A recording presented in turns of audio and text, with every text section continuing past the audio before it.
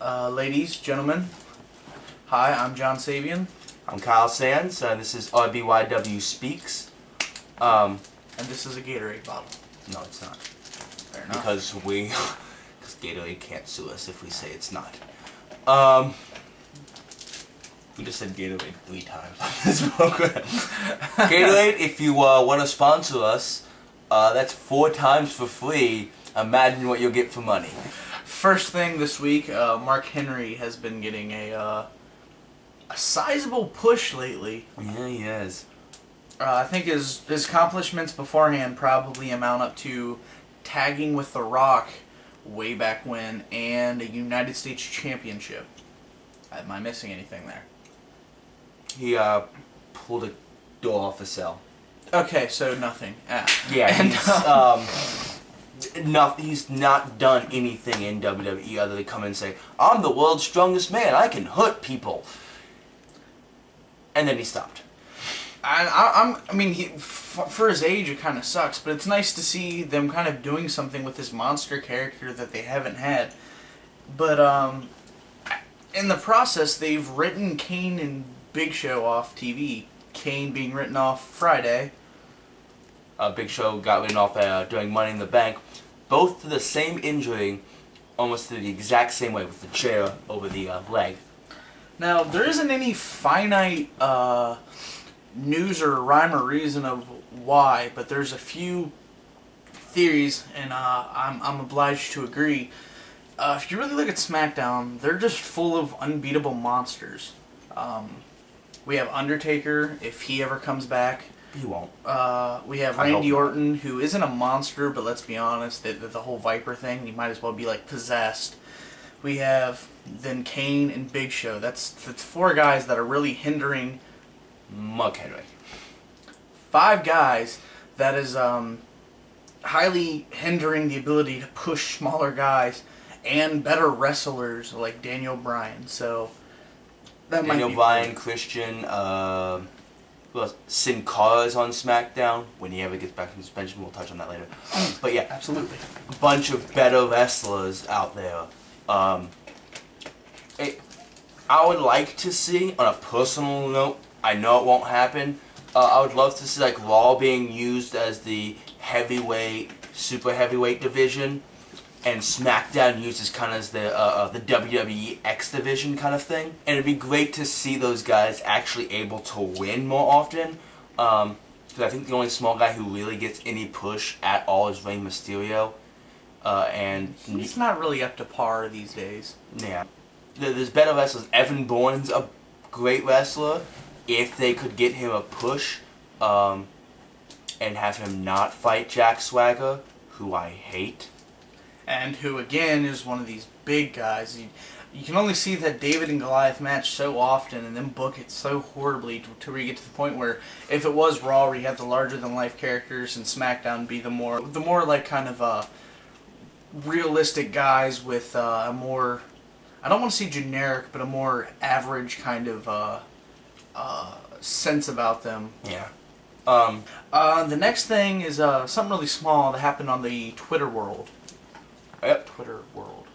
Yeah. Let's go with that. I'm gonna first just flat out say I don't like Twitter, but in this case I'll make an exception. So Stone Cold Steve Austin said on Twitter, basically asking WWE to sign Samoa Joe because he's a great talent and he deserves a huge push. Yeah, he wasn't really asking, he was saying like, hey, put this guy on after, well, you know, as soon as his TNA contract is up. Which, I mean, they obviously had Stone Cold be the tough enough host for a reason. He's probably he's got some experience. I'm sure he has an eye for talent. Mm-hmm. And I mean, if you've ever seen Samoa Joe wrestle CM Punk, what, two 1-hour-long matches in ROH. The second one's actually like an hour and 10-minute long. Okay, so they extended it. Sheer epicness. And if you haven't seen these yet, you don't know about ROH, you really need to look it up. Although hopefully you could see it on TV soon. We'll get to that a little bit. And Joe's response, by the way, was in asterisks. He tipped his cap to Stone Cold, which I assume just means he respected Stone Cold's opinion think he thanked him as well. I don't know. Yeah, he said he did say he appreciated it.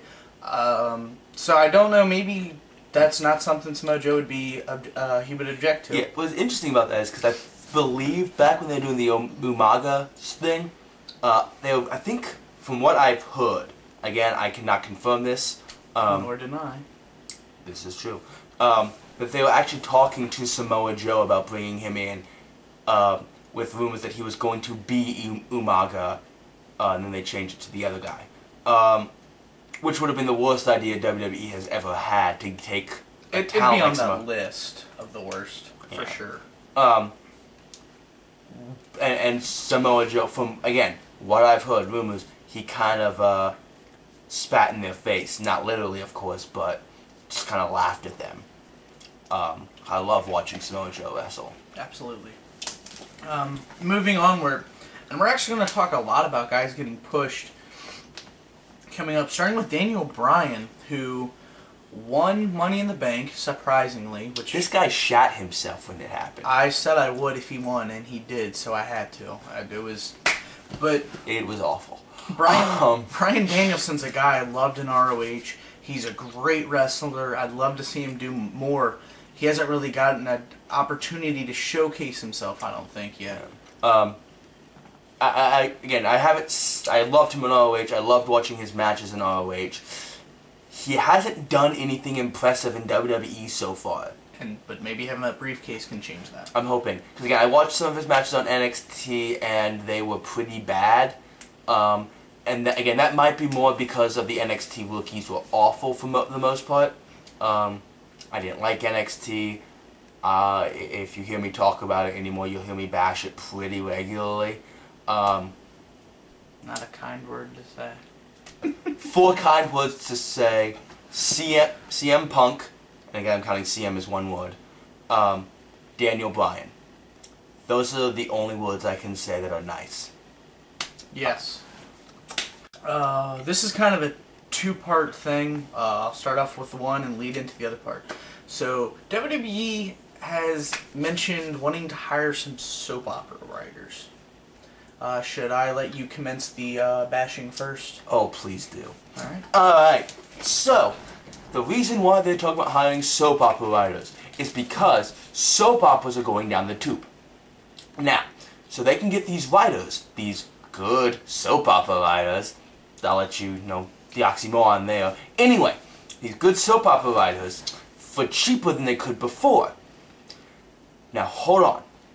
I would never call any writer good when, because of their writing, along with, of course, acting ability of the actors, or lack thereof, cause the entire product, the entire business, or entertainment, whatever you want to call it, to go down the tube.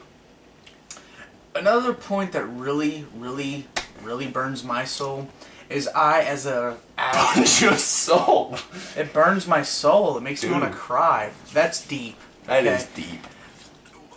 I've for so long had to fight, and I'm sure most of you have done this as a wrestling fan, and pry my way into people's heads to try to tell them, like, wrestling is not a soap opera. People always try to make that point. I'm like, no, it's so much different. How can I make that argument when they have soap opera writers staffed as their head writers? Yeah. You can't get talent for cheap. Well, you can. You can get talent for cheap. You go to colleges. I gotta go to college, just so you know.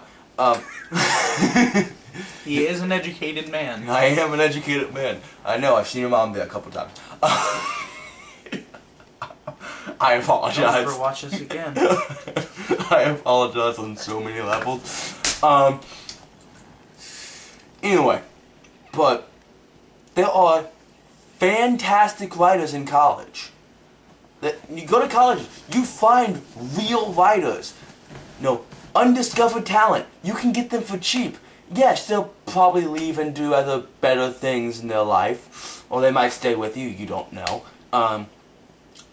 But you can get great talent for cheap and them not suck. There is 2 good things that I guess a soap opera is good for that WWE might be looking at, well, they are looking for. So when soap operas are good at milking storylines on and on and on, which means you don't have to come up with new feuds constantly. They could stick with a feud and make you and suck you in to watch that feud for probably from whatever they're starting. WrestleMania to WrestleMania. There you go. That works better than what I was going to say. Good. The other thing is they want to have more personal storylines. If personal means anything like what we saw with Vince McMahon and Triple H when the powers shifted there, I don't want to see it. No. Listen, here's what I want to see more Attitude Era stuff. You know, we had a great Attitude Era story with CM Punk and Cena. And then we go to, I love you, Daddy. Yeah, you go to the guy who has all of his career has been talking about his grapefruits, firing people, making them literally kiss his ass.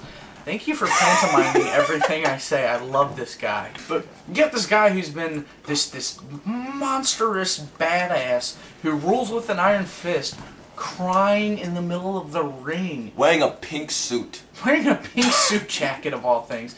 And yeah, his son-in-law saying, I love you, Pop, and then leaving. The same son-in-law who is a part of DX talked about how much his father-in-law loved cock.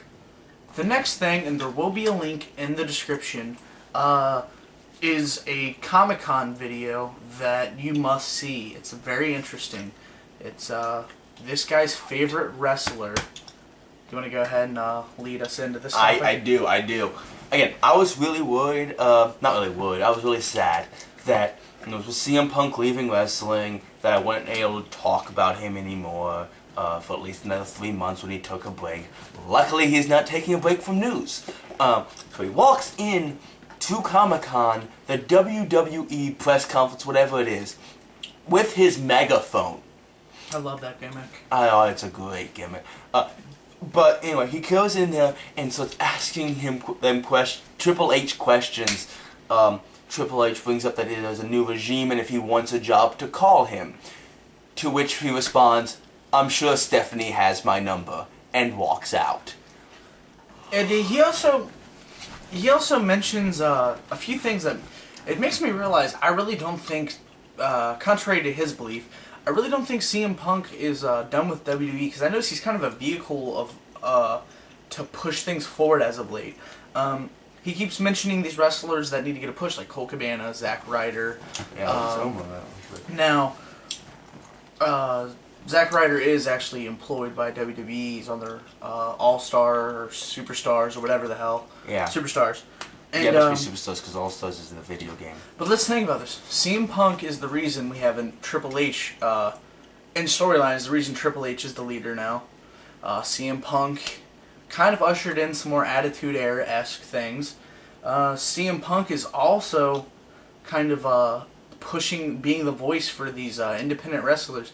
And there's two great parts about this. One, you actually see it going forward because Colt Cabana, whether it be for ROH's new TV deal, which we'll talk about in a little bit, you're having so much fun. Shut up and keep talking. And or WWE,